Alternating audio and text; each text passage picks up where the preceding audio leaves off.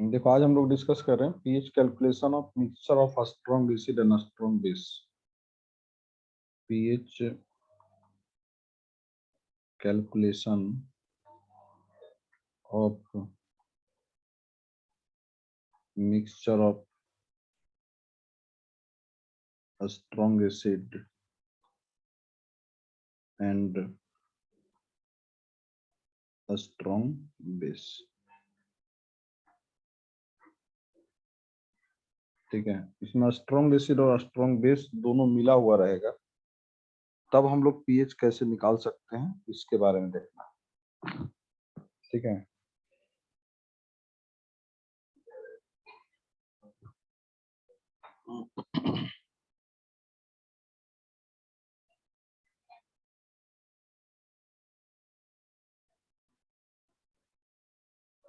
देखो strong acid strong base अगर मिला हुआ है, दोनों मिला हुआ है, तो इसमें तीन कंडीशन डेवलप होगा।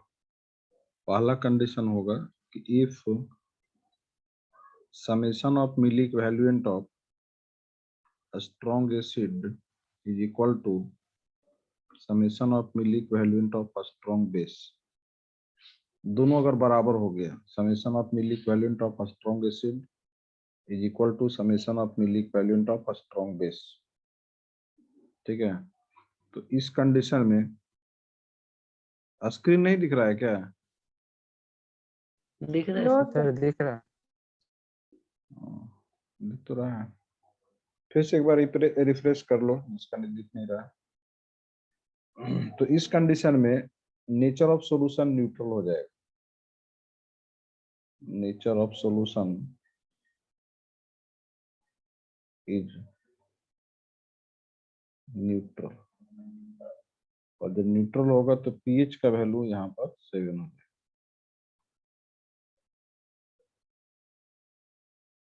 न्यूट्रल होगा तो पीएच का वैल्यू 7 हो जाएगा।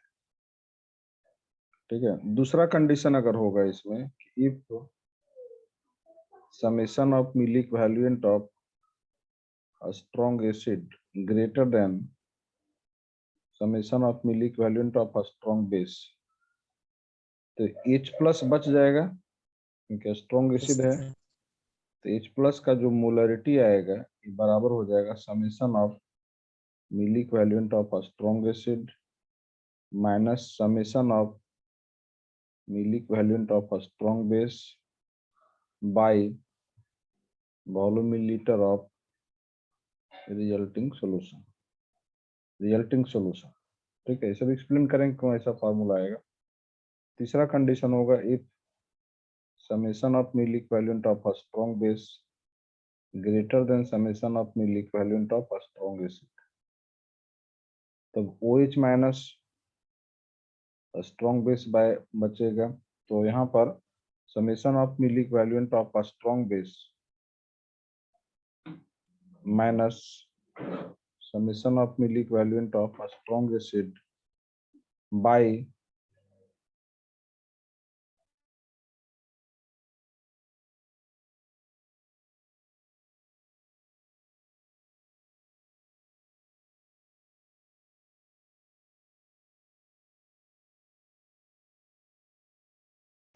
सर आवाज नहीं आ रहा।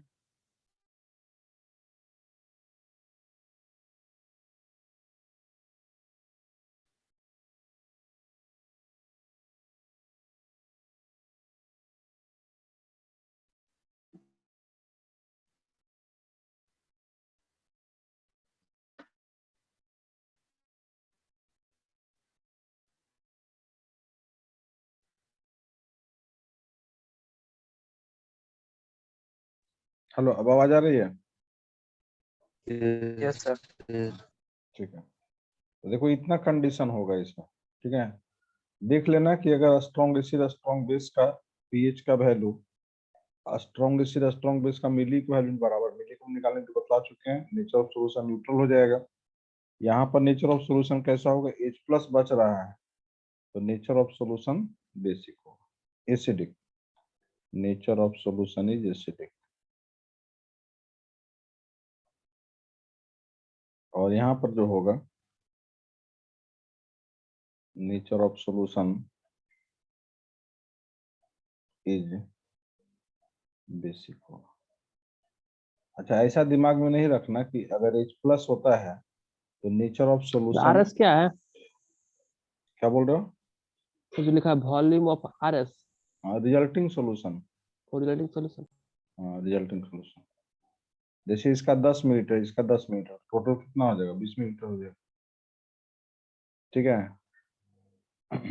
देखो, सॉल्यूशन को हम लोग डिसाइड करेंगे कि कब एसिडिक है कब बेसिक है।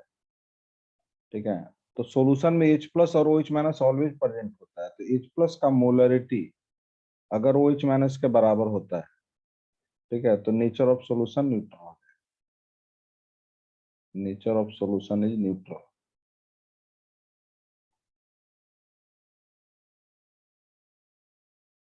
दूसरा होगा कि H प्लस का मोलरिटी निकाले और ये ज्यादा आ गया OH माइनस, तो nature of solution acidic. Nature of solution is acidic. PH से डिसाइड नहीं करना।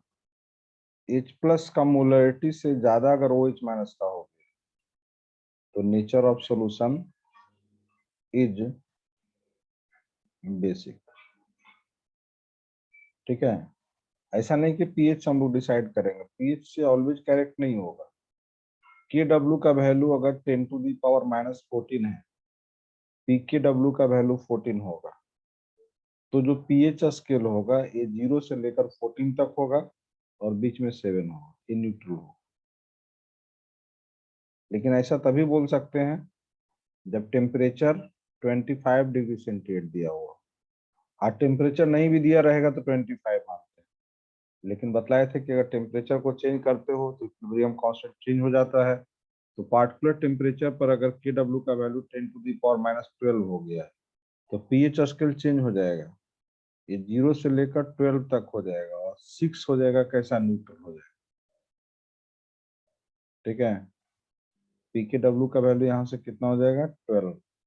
अगर के डब्ल्यू का वैल्यू पार्टिकुलर टेम्परेचर पर 10 टू दी पावर माइनस 16 हो गया तो पी के डब्ल्यू का वैल्यू कितना हो जाएगा? 16 हो जाएगा। तो पीएच स्केल का जो वैल्यू होगा 0 से लेकर 16 हो जाएगा और 8 यहाँ पर न्यूट्रल हो जाएगा। 8 न्यूट्रल।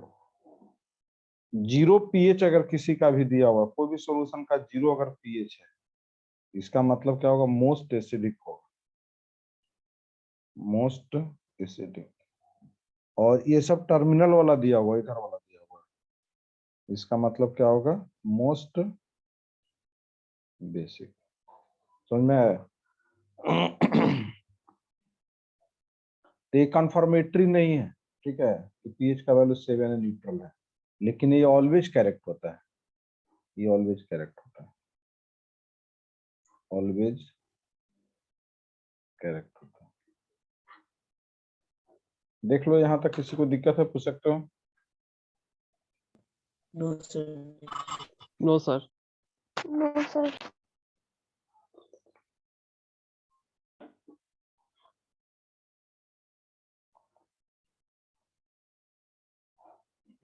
अब देखो, एक एक्सप्लेन करके बतलाते हैं कि क्यों ऐसा होता है।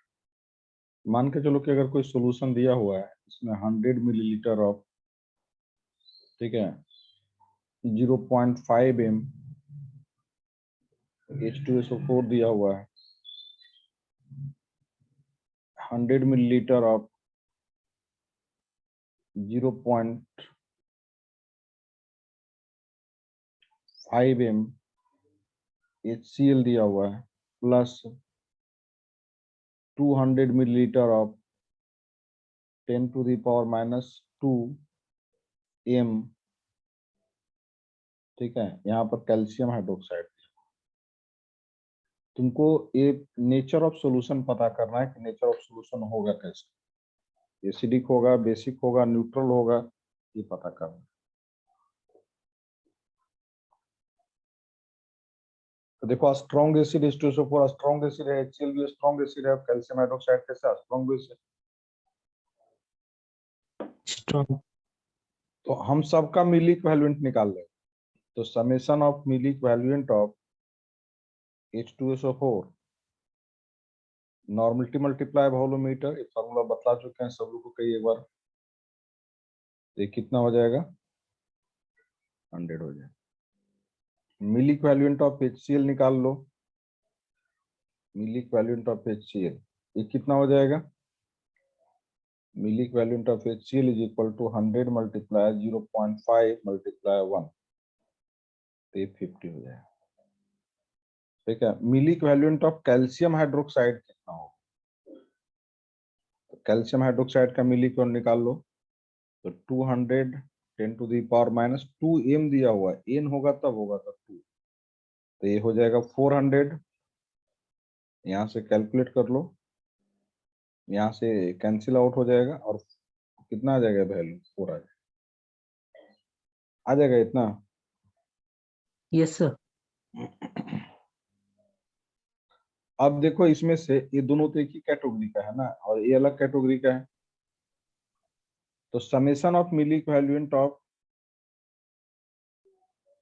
स्ट्रॉन्ग एसिड कितना हो गया, तो स्ट्रॉन्ग एसिड कितना हो गया, 150 हो गया, 100 और 50, और बेस तो एक ही दिया हुआ है, तो summation of milli equivalent of strong base बोल दो, तो कौन ज्यादा है बोलो तो, स्ट्रॉन्ग एसिड ज्यादा है ना, यस सर। स्ट्रॉन्ग एसिड ज्यादा है, इसका मतलब एसिडिक हो गया, तो हम लोग H+ निकाल लेंगे, और H+ निकालने के लिए बाद 150 माइनस 4 माइनस कर दिए, और टोटल वॉल्यूम कितना है, टोटल वॉल्यूम मिला दो यहाँ से, तो 100 है 200 है, यानी कितना हो जाएगा, 100 100 200 और 400, ठीक है, तो सब मिलाकर 400 हो जाएगा, यहाँ पर आ जाएगा 400।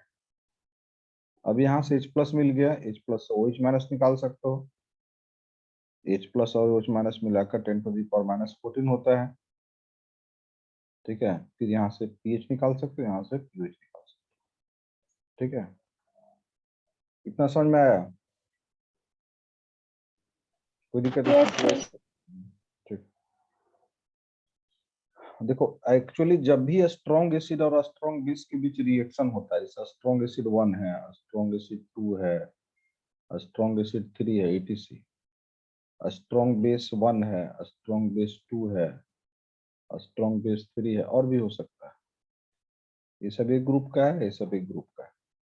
ये क्या प्रोड्यूस करेगा, ये प्रोड्यूस करेगा H+, ये क्या प्रोड्यूस करेगा, OH माइनस करेगा ना, और H+ और OH माइनस मिलाकर H2O बनेगा, H+ और OH माइनस मिलाकर, तो देखने में लगता है कि एसिड और बेस के बीच हो रहा रिएक्शन हो रहा है, स्ट्रॉन्ग एसिड और स्ट्रॉन्ग बेस के बीच रिएक्शन हो रहा है, एक्चुअली रिएक्शन किसके बीच हो रहा है, H+ और OH माइनस के बीच हो रहा है, तो H+ और OH माइनस के बीच हो रहा है, तो इसका जो भी मिली इक्विवेलेंट है, जैसे अगर इसका मिली इक्विवेलेंट दिया हुआ है कि 2 दिया हुआ है, इसका 3 दिया हुआ है, इसका 4 दिया हुआ है, इसका 1 दिया हुआ है, इसका 2 दिया हुआ है, इसका 3 दिया, ऐसे कुछ दिया हुआ है, हाइपोथेटिकली मान लीजिए ये मिली इक्विवेलेंट है, तो टोटल मिली इक्विवेलेंट जितना स्ट्रॉन्ग एसिड रहेगा उतना मिली इक्विवेलेंट H+ मिलेगा, क्योंकि मिली इक्विवेलेंट स्टोइकियोमेट्रिक कोएफिशिएंट पर डिपेंड करता नहीं, तो 2 है तो 2 ही H+ मिलेगा ना,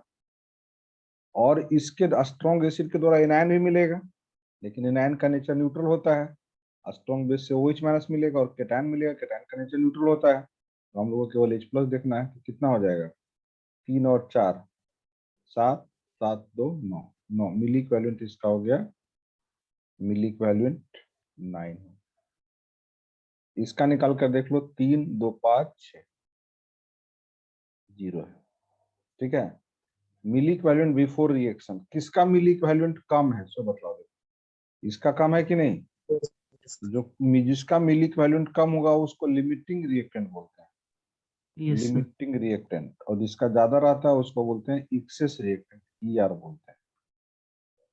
बिफोर रिएक्शन एक कंडीशन है, आफ्टर रिएक्शन क्या होगा, ये खत्म हो जाएगा, यहाँ पर 6 है तो 6 ही यहाँ पर खत्म होगा, 6 है तो 6 यहाँ पर कितना बच जाएगा, ये 3 3, यहाँ पर कितना हो जाएगा 6, तो यहाँ पर हम लोग क्या करेंगे कि यहाँ से OH माइनस का मोलरिटी निकालें, और OH माइनस का मोलरिटी जब निकालेंगे, H+ आ गया ना, तो H+ का मोलरिटी निकालें, H+,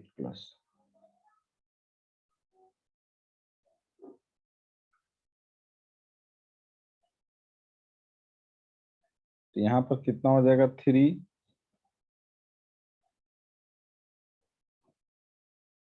total volume of resulting solution, किसी का भी अगर मोलरिटी निकालते हो, देखो मिली इक्विवेलेंट इसका 3 आ गया, मिली इक्विवेलेंट ऑफ H प्लस कितना है 3, तो मिली मोल ऑफ H प्लस भी कितना हो जाएगा 3 ही होगा ना, ये भी 3 होगा क्योंकि वैलेंस फैक्टर H प्लस का ऑलवेज कितना होता है 1, OH माइनस का भी कितना होता है 1 ही होता है, तो 3। और total volume of resulting solution कितना है, तो total volume of resulting solution देख लो कितना है, यहाँ नहीं दिया हुआ है, यहाँ पर मान लो कि कुछ वॉल्यूम इसका टोटल मिलाकर अगर ये सब मिला दो तो V1 मिलीलीटर अगर आ गया, V1 मिलीलीटर, और इसका टोटल मिला दो तो V2 millilitre, total volume millilitre कितना हो जाएगा V1 प्लस V2 हो जाएगा, V1 प्लस V2। यहाँ से मोलरिटी मिल गया और मोलरिटी मिल गया तो पीएच निकाल सकते हो। समझ में आया? तो देखो ये रिलेशन आया ना। अब ये माइनस क्यों करते हैं, तो माइनस करने का मतलब लिमिटिंग रिएक्टेंट का जो कंसेप्ट है वही है, यहाँ पर 6 है तो ये भी 6 रिएक्ट करेगा, 3 बचेगा। और अभी बतलाए थे क्या कि हम लोग डायरेक्ट निकालेंगे H प्लस, और अगर स्ट्रॉन्ग एसिड का ज्यादा है तो इसका समेशन ऑफ मिली इक्विवेलेंट कितना हो जाएगा 9 हो जाएगा, और 9 में कितना से माइनस करेंगे 6 से, स्ट्रॉन्ग बेस से, और total volume of resulting solution, तो जो भी दिया हुआ रहेगा V1 V2 जो भी दिया हुआ है, यहाँ से मोलरिटी निकाल के पीएच। समझ में आ गया क्यों ऐसा करते हैं? Yes sir. Yes sir.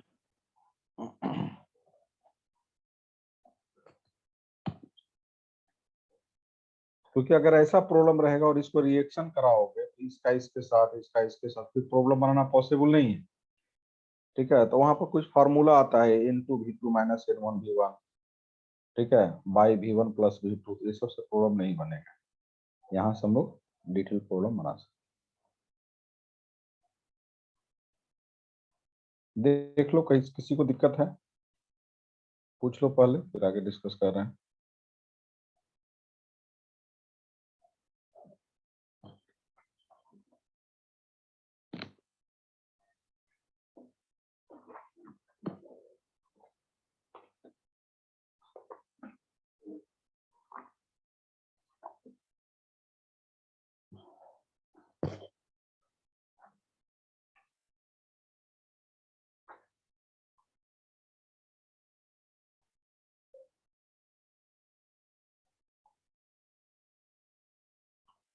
ठीक है सबका? सर चलो प्रॉब्लम दे रहे हैं, सब लोग बनाना है इसको।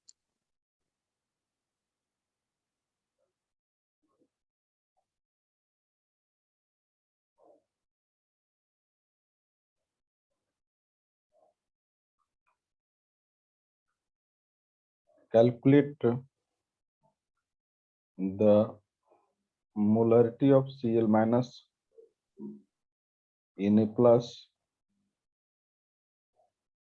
H plus OH minus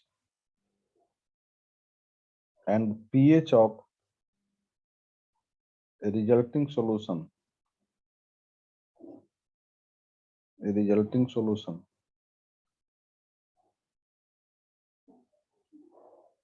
obtained by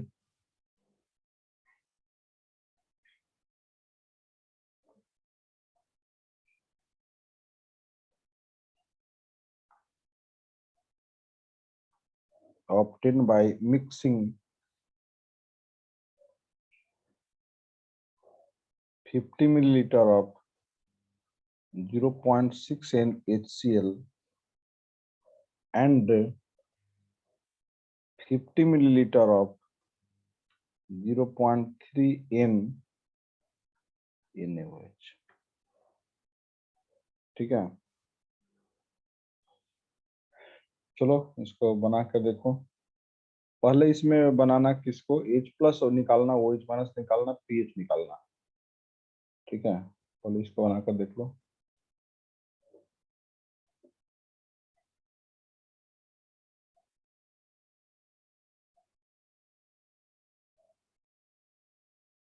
एक डाटा लिख लो, log 0.15 is equal to minus 0.82 log 0.15.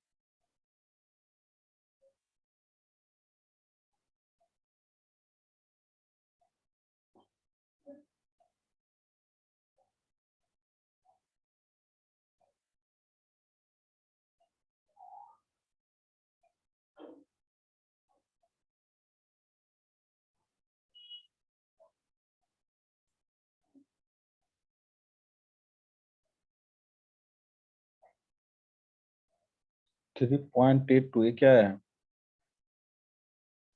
pH. PH देखो, फिर से ट्राई करो, देखो।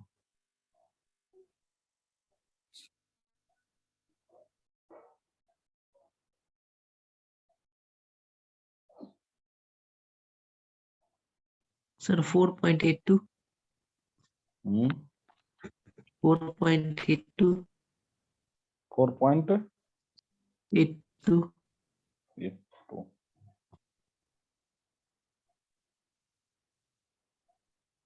सर प्लस का कंसेप्ट 0.2। हाँ ठीक है, ठीक है तिवारी, ठीक है तुम्हारा। चलो आगे, आगे और निकालना, पीएच निकालना है, उसको निकाल लो।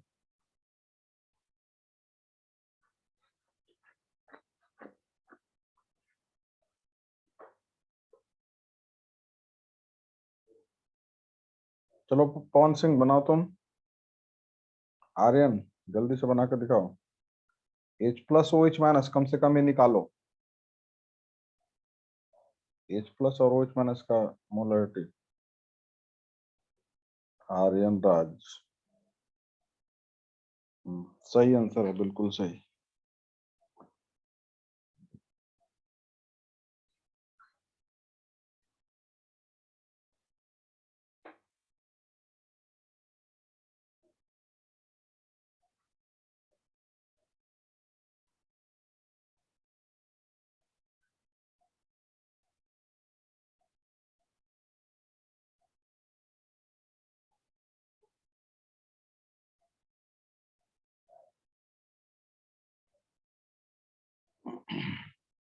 देखो H प्लस और OH माइनस निकालना तो काफी आसान है, ठीक है।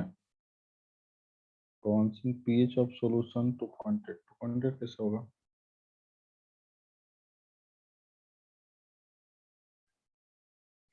देखो ये क्या है, यहाँ पर ये स्ट्रॉन्ग एसिड है और ये क्या स्ट्रॉन्ग बेस है, तो दोनों का मिली इक्विवेलेंट निकाल लो, ठीक है। तो मिली इक्विवेलेंट ऑफ HCl ये बराबर किसका हो गया? 50 मल्टीप्लाई 0.6, 50 मल्टीप्लाई 0.6, ठीक है। तो ये कितना हो जाएगा, यहाँ से कैलकुलेट करेंगे तो 30 हो जाएगा। मिली इक्विवेलेंट ऑफ NaOH ये कितना हो जाएगा? 50 मल्टीप्लाई 0.3। कौन ज्यादा है सो बतलाओ तो, कौन Milli ज्यादा है? equivalent of HCl.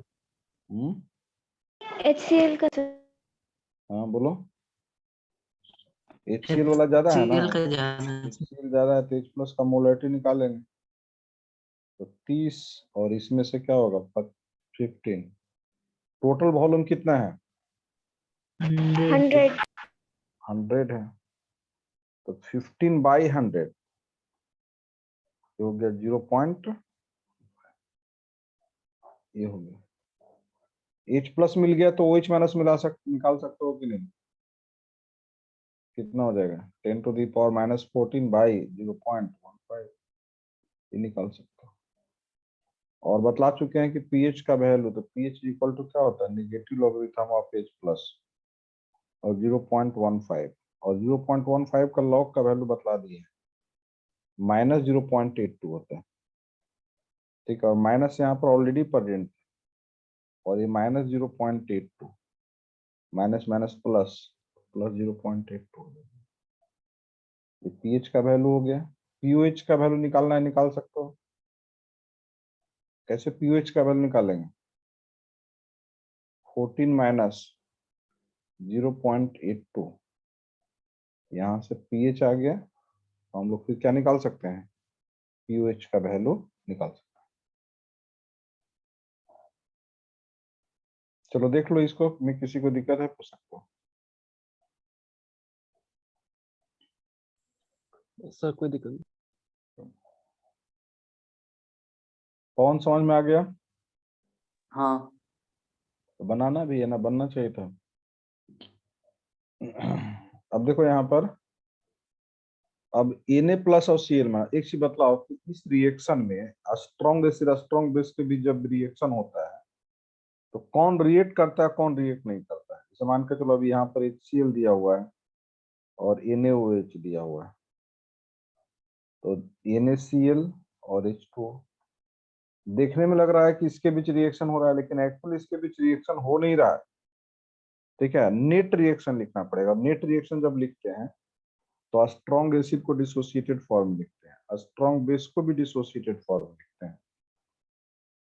ठीक है, और NaCl साल्ट है तो साल्ट को भी डिसोसिएटेड फॉर्म में लिखते हैं। वाटर क्या है? डिसोसिएटेड नहीं लिखते, वाटर का डिस्टेंस काफी कम होता है, तो वाटर को डिसोसिएटेड फॉर्म में नहीं लिखते। Na प्लस कैंसिल आउट हो जाएगा, Cl माइनस क्या होगा? कैंसिल आउट हो गया। इसका मतलब रिएक्शन किसके बीच हो रहा है? H प्लस और OH माइनस के बीच। तो पूछा है कि Na प्लस और Cl माइनस, Na प्लस और Cl माइनस इसका कंसेंट्रेशन कितना हो?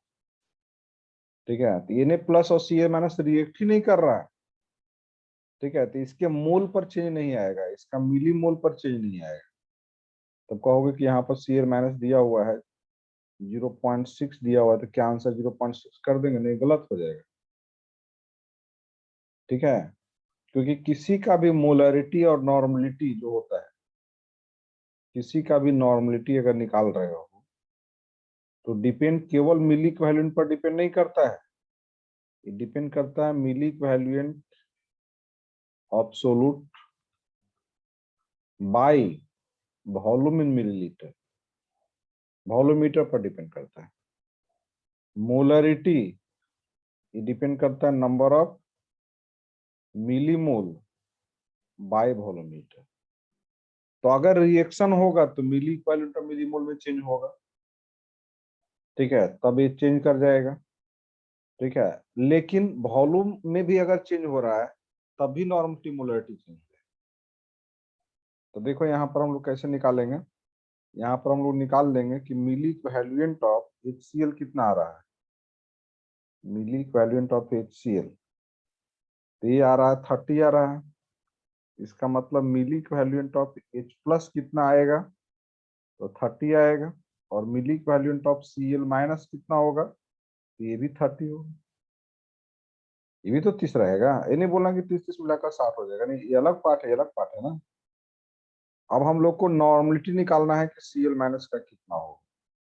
तो 30 और टोटल वॉल्यूम मिलाओ तो दोनों को मिला देंगे तो 50 और 50 100 हो जाएगा ना। 100 तो ये कितना हो जाएगा? 0.30 एन हो जाएगा।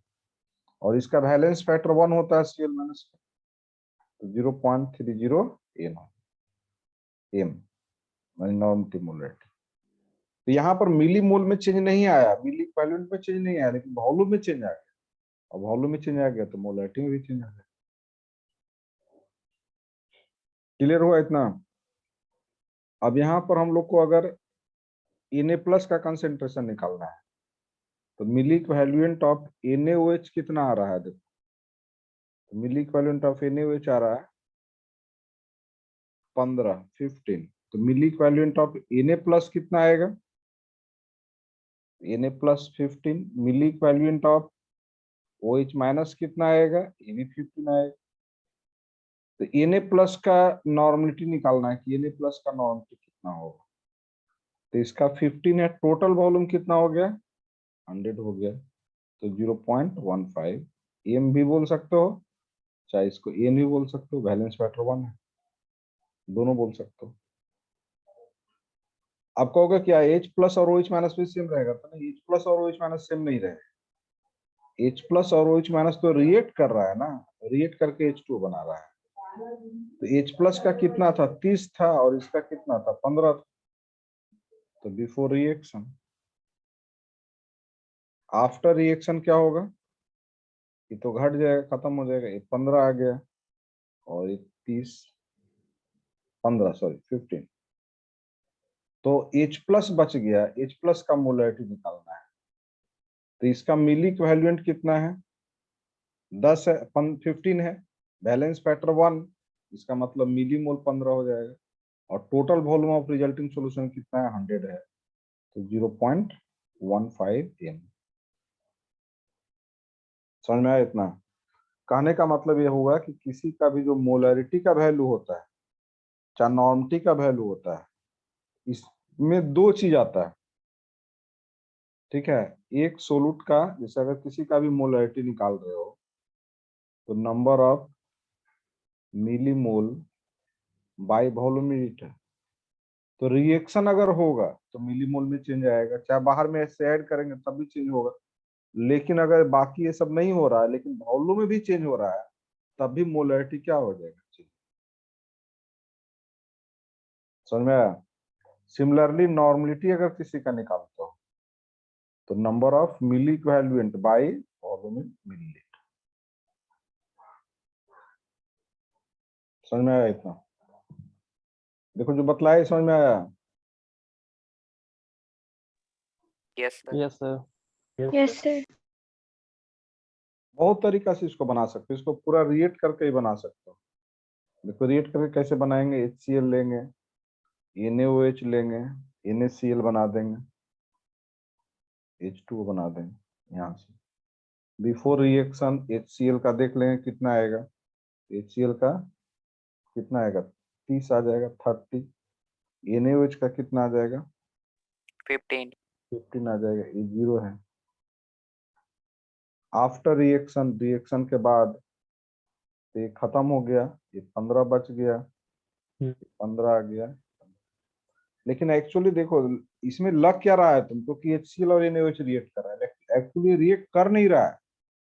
रिएक्ट कौन कर रहा है? केवल H+ और Cl- रिएक्ट कर रहा है। समझ में आया?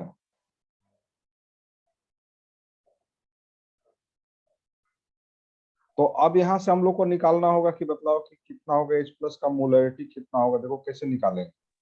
ये 15 दिया हुआ है, जितना मिली इक्विवेलेंट इसका होगा उतना ही मिली इक्विवेलेंट H+ का हो जाएगा, और बैलेंस फैक्टर 1 है तो 1 से डिवाइड करो, कोई फर्क नहीं पड़ेगा। टोटल वॉल्यूम मिलाकर 100, तो 0.15 जो आंसर था वही आ गया।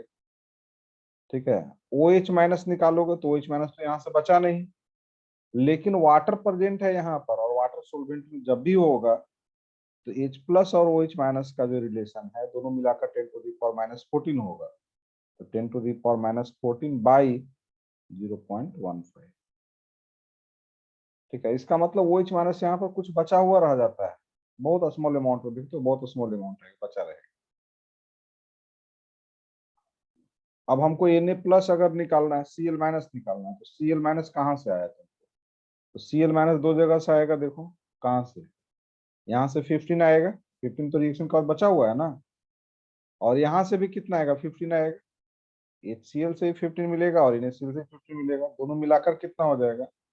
30 हो जाएगा, 15 + 15।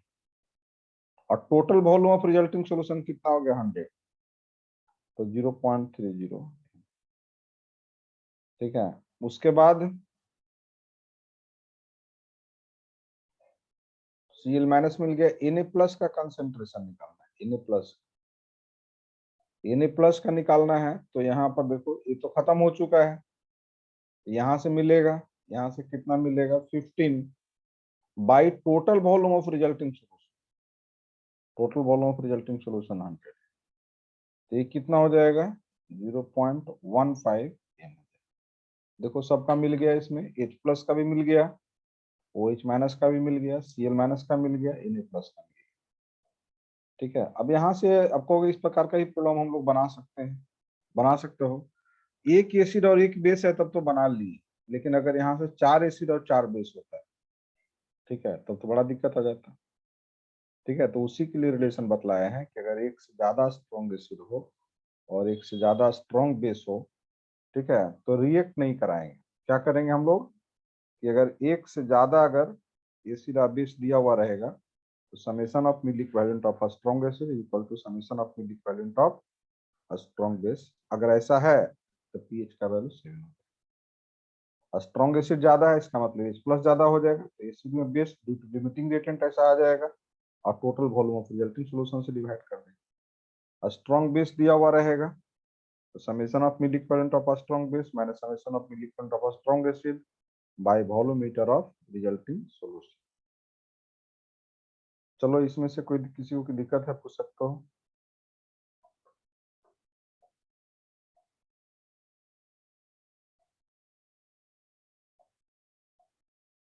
किसी को भी कोई दिक्कत इसमें है? सर OH माइनस में थोड़ा सा OH माइनस का बताया था सर, उसमें तो बता देते हैं।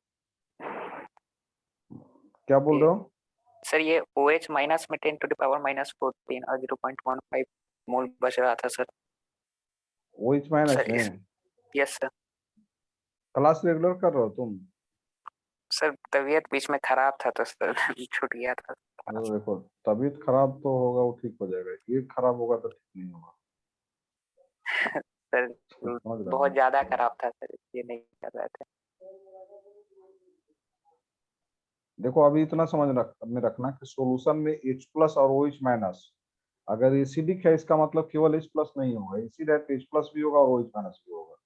बेस है इसका मतलब क्या है OH माइनस भी होगा और H प्लस भी होगा। यस और दोनों के बीच रिलेशन क्या होता है कि H प्लस और OH माइनस का मल्टीप्लीकेशन 10 टू द पावर -14 होता है। समझ में आया? Yes sir. ठीक है, आदमी जो अगर कोई पर्सन है तो अच्छा भी होता है बुरा भी होता है, 100% अच्छा नहीं हो सकता है, ठीक है, और 100% बुरा भी नहीं हो सकता है। Yes sir. समझ रहे हो? सदाम हुसैन भी 100% बुरा नहीं था, ठीक है, यस सर। समझ रहे हो? वो भी यस सर। इंडिया का मित्र देश था, समझ रहे हो, और बहुत अच्छा अच्छा काम भी करता।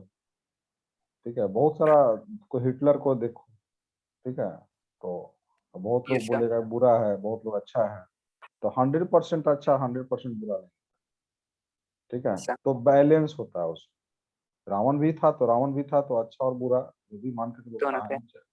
कहानी हो नोबल हो कुछ भी हो, तो 100% अच्छा भी नहीं था और बुरा भी नहीं, ठीक है। तो उसी यस सर। प्रकार कोई सॉल्यूशन में जैसे हम लोग अगर H प्लस देख लेते हैं, क्या बोल देते हैं कि H प्लस है तो एसिडिक होगा, ऐसा बात नहीं है कि अगर एसिडिक सॉल्यूशन है तो केवल H प्लस होगा, वहां पर क्या होगा OH माइनस OH भी होगा। माइनस भी होगा। इसका मतलब कि H प्लस ज्यादा है किससे OH माइनस, OH माइनस। ठीक है। अगर बेस दिया हुआ है तो बेस दिया हुआ तो नहीं कि OH माइनस ही केवल होगा, OH माइनस भी होगा और H प्लस भी होगा। OH minus yes sir. ज्यादा होगा किससे, H प्लस और सर। अगर हाँ H प्लस और OH माइनस दोनों अगर बराबर हो गए, ठीक है, तो कोई पर्सन ऐसा है कि जो कि अच्छा बोल रहे हो काफी अच्छा पर्सन है, इसका मतलब क्या है अच्छाई ज्यादा है, यस सर। ठीक है, बुराई के कंपेरेटिव। कोई बोलता है कि बुरा पर्सन है, इसका मतलब बुराई उसमें ज्यादा है अच्छाई की कंपेरेटिवली।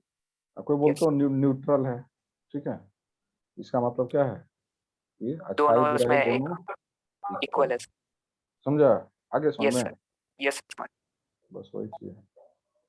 ठीक है, तो एक पार्ट एक खत्म हो गया। अब इसमें से कुछ एक्सेप्शनल कंडीशन अभी बचा हुआ है जो कि कल डिस्कस करेंगे, ठीक है। उसमें केमिकल इक्विलिब्रिया जो बतलाए उसको रिपीट करना, कॉमन आयन इफेक्ट आएगा, लिचिटिलियर प्रिंसिपल ये सब बतलाए हैं, ठीक है। कंसंट्रेशन का इफेक्ट, तो उसका एप्लीकेशन का जरूरत पड़ेगा इसमें, यस ठीक है। Yes, sir. अब बाकी मिली वैल्यूंट सब वाला तो आते ही रहेगा, ठीक है।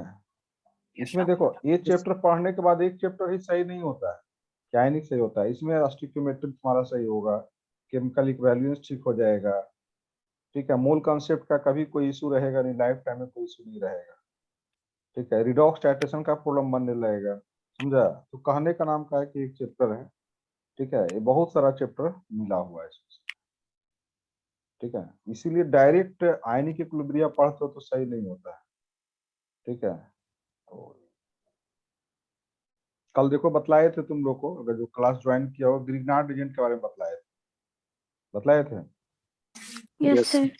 हाँ बतलाए थे ग्रिग्नार्ड एजेंट का रियल फैक्ट क्या होता है, ठीक है, वो बतलाए थे। अब देखो और आज एक और बतला रहे हैं तुम लोग को, bleaching powder. Bleaching powder formula जानते हैं सब लोग?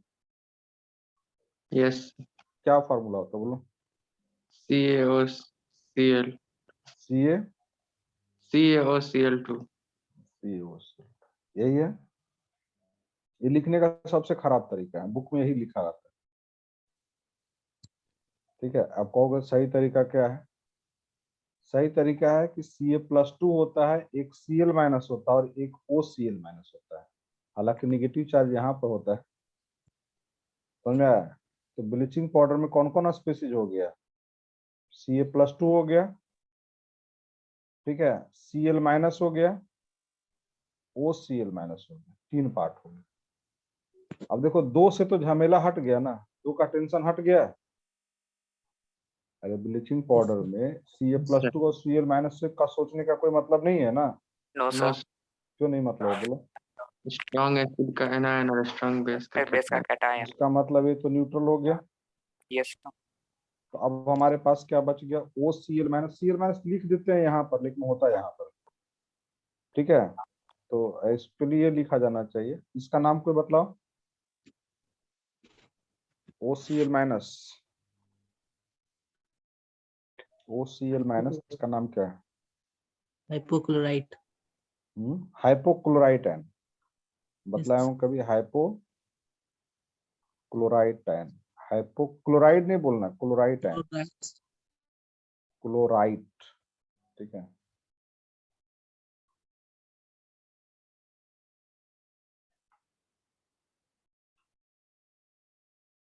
हाइपोक्लोराइट आयन, ठीक है। अच्छा इसी को अगर OX- लिख देंगे तब क्या नाम हो जाएगा? हाइपोहैलाइट आयन हो जाएगा कि नहीं? Yes, sir. हाइपोहैलाइट आयन। अगर हम लोग OBr- लिख दिए तो क्या नाम हो जाएगा? Hypobromite. ब्रोमाइट। हाइपोब्रोमाइट आयन, ठीक है। अगर OI- लिख दिए तब नाम क्या हो जाएगा? हाइपो आयोडाइट है। हाइपोआयोडाइट आयन, हाइपोआयोडाइट आयन। क्लियर है इतना? यस तो ये Yes, क्या sir. ये क्या करता है, कहीं पर भी अगर हाइपोहैलाइट आयन होगा और वाटर मिला दो, यहाँ पर इक्वेशन बैलेंस नहीं करते, यहाँ से X2 मिल जाता है, हाइड्रोजन गैस के फॉर्म मिल जाता है, और OH- मिल जाता है। क्या मिलता है? OH minus. X2 और OH-। X2 Yes. जो होता है, X2 जैसे अगर मान के चलो OCl- है, तो ये वाटर के साथ रिएक्ट करा देते हैं तो Cl2 हो जाएगा। इक्वेशन बैलेंस नहीं कर रहा है, Cl2 मिलेगा और OH-, ठीक है। ऐसे ही बतलाए थे कि अगर निगेटिव चार्ज हो स्ट्रॉन्ग एसिड के अलावा, तो बेसिक प्रॉपर्टी का होगा, OH- मिल रहा है। Yes, sir. Cl2 जो होता है डिसइंफेक्टेंट होता है, डिसइंफेक्टेंट, और OH- जो होता है ये बेसिक नेचर का होता है। तो ब्लीचिंग पाउडर को अगर छिड़कते हो, ऐसे भी मॉइस्चर में भी रख दो, जैसे अभी रेनी सीजन तो है नहीं, ठीक है, बेमौसम का बरसात है, तो मान के चलो कि अगर कहीं पर थोड़ा सा मॉइस्चर है, ब्लीचिंग पाउडर से तो अलग अलग प्रकार का स्मेल आता है। वो किसके चलते आता है? Cl2 के चलते आता है। और OH- जो होता है ये हार्डनेस ऑफ वाटर को भी रिमूव करता है। रिमूव हार्डनेस ऑफ वाटर, ठीक है। वाटर का हार्डनेस सब 9th के अंदर पढ़ा होगा, ठीक है। पढ़ना है सब। परमानेंट हार्डनेस होता है, ठीक है। टेम्पोररी हार्डनेस होता है। हार्डनेस का मतलब ये नहीं कि वाटर हार्ड है, कड़ा वाटर है, लोहा जैसा कड़ा नहीं होता है। हार्डनेस का मतलब क्या होता है कि उसमें साल्ट प्रेजेंट होता है। अगर उसको, ठीक है, अगर उसमें मान के चलो कि साबुन लगाओगे उसमें झाग कम आएगा, ठीक है।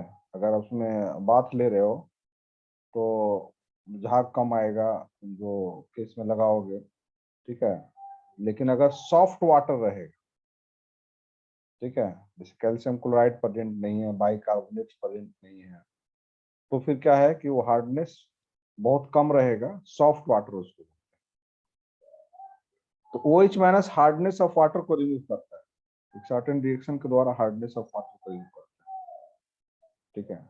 तो कहीं कहीं पर देखो कि प्योर वाटर बनाने के लिए कहीं डैम से, जैसे झारखंड में जाओगे तो ब्लीचिंग पाउडर को स्मॉल अमाउंट में, काफी कम कंसेंट्रेशन, ठीक है, वाटर जहाँ पर स्टोरेज है डैम में, तो वहां पर मिलाकर और उसके बाद सप्लाई किया जाता है। तो Cl2 जो रहता है वो डिसइंफेक्टेंट का काम करता है, और OH माइनस जो होता है ये हार्डनेस ऑफ वाटर को रिमूव करता है, सॉफ्ट करता है, ठीक है। घर में ऐसा कोशिश नहीं करना कि पानी गंदा रहेगा तो उसमें 1 चम्मच ब्लीचिंग पाउडर मिलाकर पी लेना, ऐसा मत करो। बहुत ही स्मॉल कंसेंट्रेशन होता है, पार्ट्स पर मिलियन, ppm,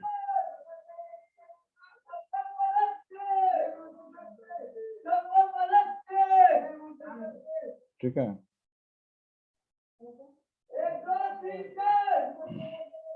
हाँ, अब देखो यहाँ पर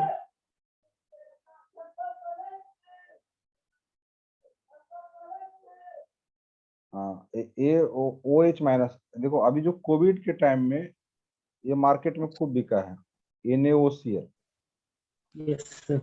ठीक है। ये कोविड में खूब बिका है। ये भी डिसइंफेक्टेंट, इसका टनल बनाया गया था बहुत जगह, ठीक है। यहाँ से पास कराने के बाद सैनिटाइज हो जाता था, ठीक है। बहुत स्मॉल कंसेंट्रेशन में दिया जाता था। Sodium hypochlorite, sodium hypochlorite ion, sodium hypochlorite हो गया, आयन तो खत्म हो गया। अच्छा, ब्लीचिंग पाउडर ये दोनों एक ही प्रकार का होगा कि नहीं, बताओ तो। ब्लीचिंग पाउडर और ये दोनों एक ही नेचर का है कि नहीं? Yes, sir. नहीं, एक ही नेचर का है, Yes, sir. क्योंकि Na प्लस है और Ca+2 वहां पर Cl माइनस है, न्यूट्रल है। काम करने Yes. वाला कौन है? वो Cl माइनस है, वही तो प्रेजेंट है यहाँ पर भी, Yes, sir. समझ में आया? Yes, तो sir. ब्लीचिंग पाउडर में जो काम लायक पार्ट होता है ये क्या होता है? वो Cl माइनस काम वाला पार्ट होता है, ठीक है, यही काम वाला पार्ट है। अब देखो ऑर्गेनिक केमिस्ट्री में आओगे तो इसका बहुत सारा रिएक्शन मिलता है, ठीक है। हेलोफॉर्म रिएक्शन आएगा, हॉफमैन ब्रोमाइड रिएक्शन आएगा, ठीक है, ऐसा रिएक्शन होगा। देखो नोमेनक्लेचर थोड़ा सा बतलाए थे तुम लोग को, और कॉमन नेम तो खास करके बतलाए थे, ठीक है।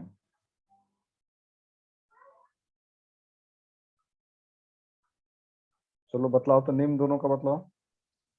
Cetamide, ये benzamide. एसिटाइमाइड है पहला वाला, इसका नाम पहला वाला एसिटाइमाइड हुआ।